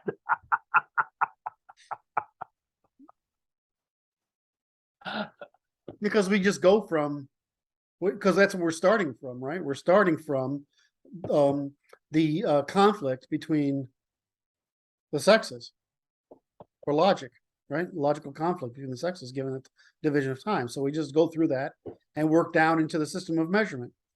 So that's depressing. That's just depressing, dude. I mean, it means there's a logic to basic, just as there's a logic to truth, there's a logic to lying. There's a first order logic to lying. And it's sex differences. Yeah. That hurts, man. Oh, come on now. It hurts. It's like tickles me, man. It does, it tickles. Because it's like this. The beauty of it is this. It's the glorious precision of capacity to express all human potential expression, including the fucking lies. Is just like, it's like looking at some crazy crystal with a X-ray crystallography going on. I'm like, look at that thing, Kurt. That is just freaking awesome. Don't get hurt by it. Well, it's just like I realize I'm a sappy, stupid fuck, right? And you're just that's a SSF, right? You're farther along you're a proper stoic German, and I haven't caught up yet because I still got a little English romantic in me. Oh, is that it? Yeah, that's okay. I can't. I gotta live. Oh my, it sucks, right? I mean, that's really what it is. It's origin, right? I had it backwards. I started out as logic is the first principle. It's not. It's bullshit. Acquisition. It's bullshit. It's like, because I'm just an animal, and I'm right. just and it's like they start You're killing out me here, man. lying. You're killing me. Logic is just a measurement. Lying, and then when they go this way. The ones that move, right? Some of them stay closer in over here and just keep on lying. And some of them just keep on going and go, oh, this is you. You're like, oh, this is the other end of the thing. Yeah. Right? So it has to be reversed, because it's like you start out, it's developmental at the same time. Right. You start out as a lying animal, and we have to civilize you.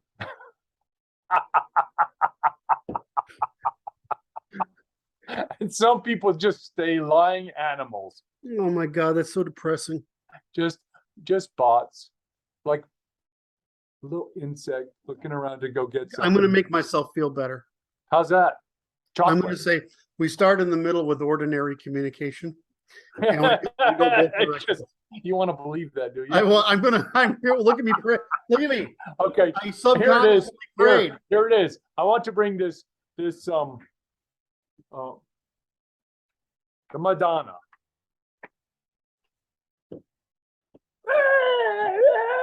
That's ordinary communication. Otherwise, somebody's going to die. No, wait a minute. I think I hit something there. Hold on.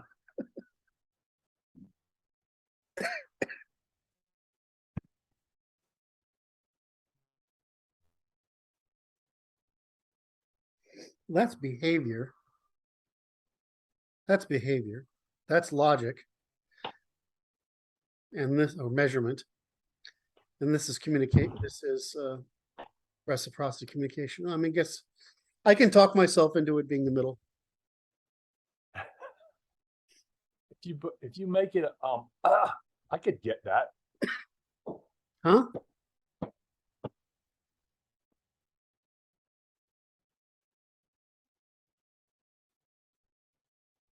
I have to think about that because it's like this. It's like Because that's behavior. yeah, no. So there will be extraordinary communication when I'm intentionally misleading you, right? So developmentally, you could have the baby up here, and then he develops down towards more rational being, Mhm. and Oh, expressions within that potential are from most logical to absolute bullshit, right. or with intent to deceive and take advantage of. Yep. I don't know what that looks like on the paper though. Well, I can't figure out if we can do it in 2 dimensions. Maybe a 3-dimensional function. It's like everything else we do. We end up with a 3rd dimension because we can't do it any other way. But I mean, if you start out with behavior on one side and measurement on the other, with equilibrium in the middle, that I guess that makes sense, right? Because that's what speech is, negotiation, Yes. right? So you have just pure wants and framings, and then you have imprecisions down to, yeah, I mean, you have cooperation. No, that's how it works, right? Because you're trying to reach cooperation. What is going to happen is the most behaviorally efficient way to reach cooperation. Right, which is not to lie so much. Unless we're around a bunch of saps. Well, short term versus long term cooperation. So right. So a lot of the fictionalisms exist. It's a difference between attacking somebody, right, which is undermining, right, and denying, and fictionalisms. Now, some case you can mislead with fictionalisms, but you can also just use fictionalism because you don't know any other way to explain something. That's right. It's not like, people in the Middle East said, "Hey, let's lie." They're like, "This is the way we do things." Right? You're just insufficiently precise in your language to an extent that is stable in its equilibrium. Right. I mean, Plato makes up his forms. Well, he couldn't figure, that was the best he could do. But technically it's idealism, which is a form of sophistry. You could argue there's the argument that technically it's the precursor to innumeracy, right? Mathiness, right? Because it's creating an artificial entity, right? An abstract entity. So whether it's what branch of sophistry it is doesn't make any difference. But he did the best he could, right? He wasn't trying to lie, right? No. If you live in a mythical civilization, you do the best you can. If you reason like China, you're in a reasonable civilization, you come up with Confucius. That's the best you can do, right? And we don't know about the Indians. Well, we don't know what the Indians did. It's mad, it's beautiful, whatever it is. It's maddening, but beautiful. Far out. Huh? It's far out. Can you imagine trying to document that system? I am a scholar. My PhD is going to be documenting the Hindu gods and mapping them to first principles of psychological organization, given the stereotypes available to man. Dude, go ahead. You'll complete your PhD. The two deaths after mine in the review, right? I mean, it'll take you longer than I'll live to give you your PhD to do that one. I'm curious how many. If somebody must have. I mean, I'm sure it's documented somewhere. Leave that in the comments below, people. Help us out. We don't have none. I used to have a lot of people in India, but I don't. But part of the suppression of that happened. Oh no, I had a lot of people in India on Facebook, but I don't seem to be able to get many on Twitter. On Twitter. So that's about right.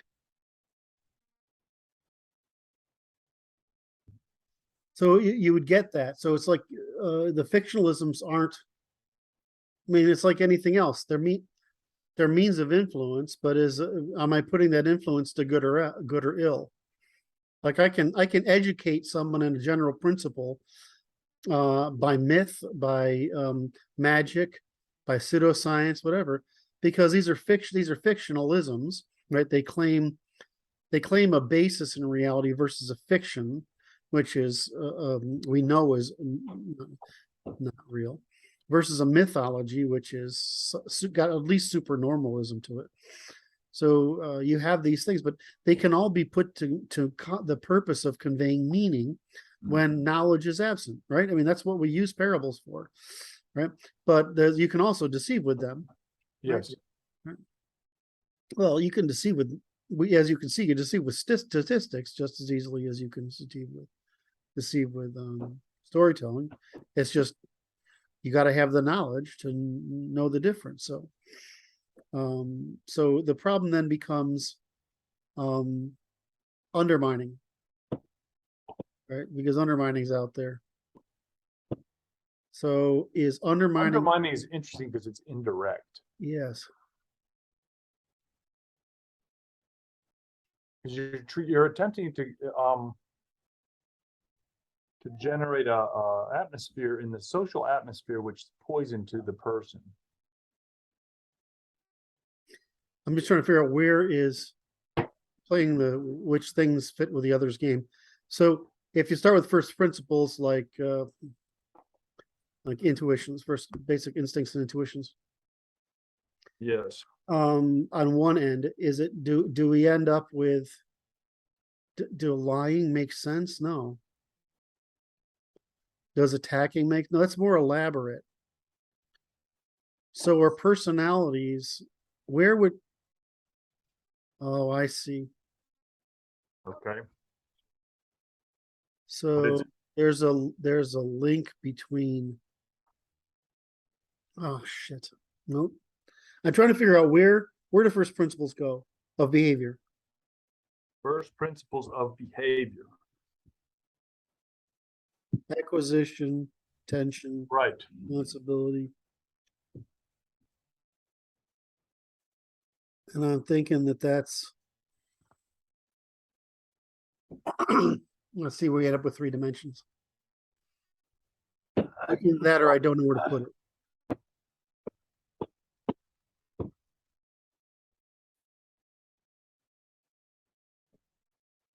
Would you end up feeding into ordinary language and then branching out from there? Okay, define the pathway again. So let's say we have ordinary language, and to the right we go into the storytelling and then fictionalisms and denials and underminings, right? Right. And to the left we go into a testimony, then into the systems of measurement like accounting and economics and law and whatever. Right. In the behavioral sciences, right? Okay. And, right down into the maths, the maths and the excuse me, down into the logics, etc. And so are we feeding down into ordinary language and then going both directions? That feels right to me. Or is the first principle of behavior over between the logics and the behavioral sciences? In other words, is logical one way, behavioral the other? No, that doesn't work either. I gotta figure. So we solved a bunch of dimensions today, but that one still I don't. Okay, so it's like define the problem for me so I understand the problem. What is the question? Where does okay. I think I just answered my question. Where does the first principles, where's the grammar of behavior go? Acquisition, preservation, yeah, etc. Through then you have cooperation. So those would be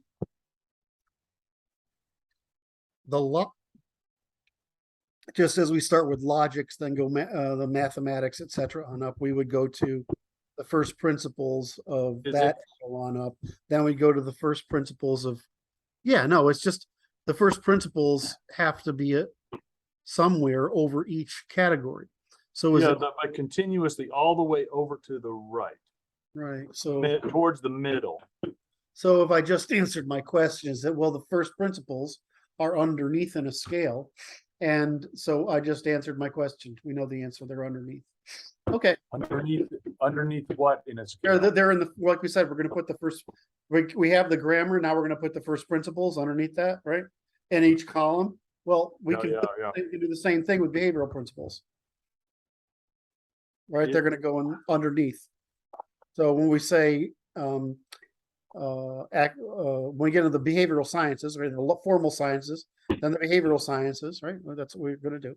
The formal, the physical, the behavioral. Yeah. We'll go into the behavioral, and we'll just say, here are the first principles underneath each of these columns.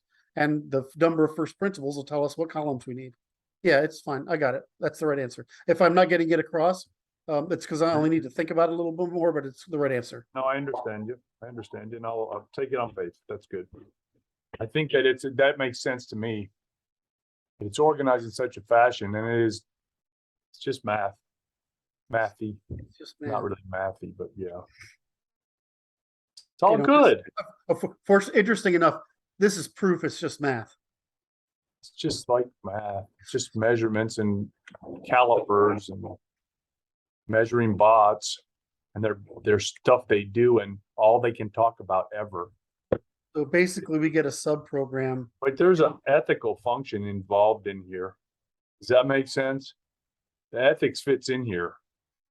Okay, let's work on that. There's an ethical function involved with it. It's the form of expression is it has an ethical basis.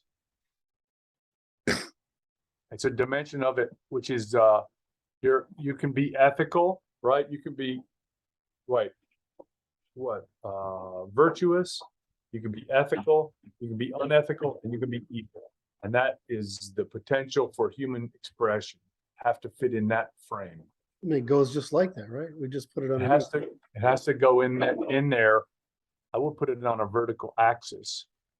Because if you look at the expression, like normal speech as the center line of the diamond. We're back in the diamond, okay? I'm following. Ethical speech or a virtuous speech is only a certain fragment of the potential of speech, right? Whereas ethical speech is a wider fragment. Unethical speech is a wider fragment because it contains more of the lies, and evil contains the lies, like all the lies. So the bottom of the table on the extreme right, which I don't know which is right for you. That's it. It's on your left. So the right for you. The bottom of the table on the extreme right is, right, because there's a lot of stuff, a lot of combinations lying down A lot of ways to lie over there. Overloading and all that, and it will break down by gender the patterns of function. So we have a column. Well, this is horrible. It's even worse. We have a column. This is like a nightmare. We have a columnar. We have a columnar map that's reducible to an address for every type of truth and falsehood. Yes. And every property of every truth and falsehood. Yes. That can be put into an AI to tag any and all kinds of truths and falsehoods. Every one of them. And the problem is definitively address each one.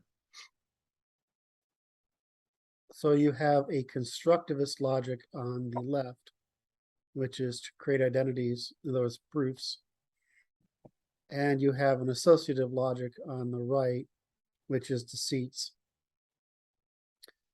There's a finite number, just like there's a finite number of tests of equality, greater than, less than, etc. There's a finite number of tests of consistency, correspondence, identity, etc. Inequalities. And we can enlist those too. Wow. Chomsky was right. There's universal grammar. Chomsky was right. Chomsky wasn't always wrong. He wasn't always wrong about the grammars. Einstein wasn't always wrong. He was just wrong about what mattered. Oh, okay. So the interesting thing is that, because I remember there was a time function involved here, right?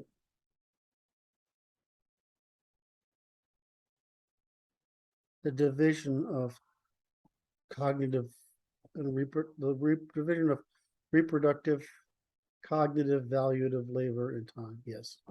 No, there was a developmental function in the Oh, yes, wise. yes. And it's like, Why isn't it that out? still holds. That still holds. Yeah, that still holds because you pick up idiomatic language first, and you develop sophistications. Yeah. The problem is, it tends to move to the right normatively, and to the left by education. Yeah. Yes.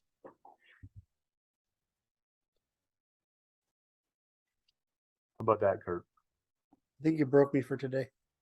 It kind of wears you down, man. It's like that's like a big thing to be just chewing on with your mind, right?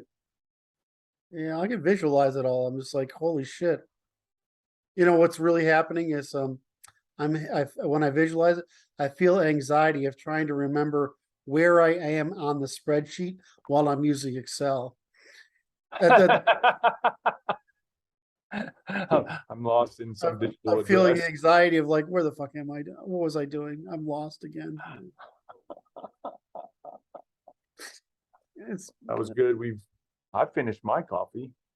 Well, we just mathed human existence. That was good. That's not bad for a morning's work. It's not even been 2.5 hours, man. 2 cups of coffee, 2.5 hours with a little break. This is one of those shower things. Like I'm thinking about, okay, what have I got to talk about with Brad today? I'm in the shower and I'm like, pretty sure that's the answer.